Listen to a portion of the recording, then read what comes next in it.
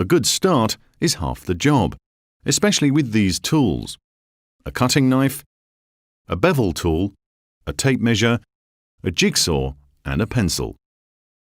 Spacers, a hammer, a tapping block, and a flat crowbar will also come in handy. It's not that difficult to install Pergo laminate flooring. Follow these steps and you will end up with a beautifully finished, even floor. Step 1. Measure the room. This will limit your cutting waste. You won't end up with a board of 2 centimeters wide and your floor will be solidly installed. You can measure the room easily by dividing the room width by the board width. This way, you'll know immediately how many full boards you'll need. With a calculator, you can save yourself a headache. It's best to end at both ends of the floor with an equally wide board, so take this into account. Measure where you will get to with full boards and mark the end point.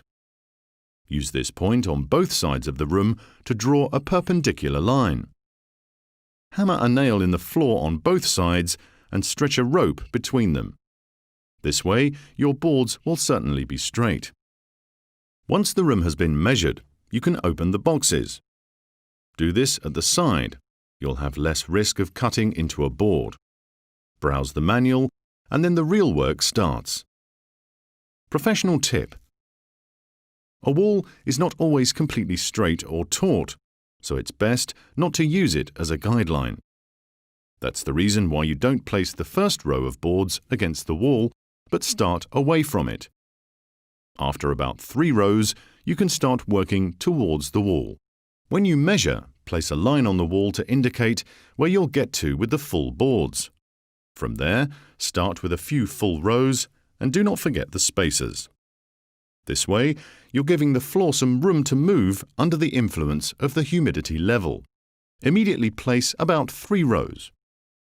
As soon as a few boards have been laid, you can start working from the floor. This gives you more control, and it's a bit easier to work towards your body. Professional tip: start your new row with the remainder of your previous row. This way, your boards will be divided a bit better instead of all just next to each other. And bear in mind that the space between 2 joints of adjacent boards has to be at least 30 centimeters. You have about 3 rows ready. Time to saw the board against the wall to size. Place a new board on the last full board of the floor. Use a piece of surplus board to draw a sawing line on that board.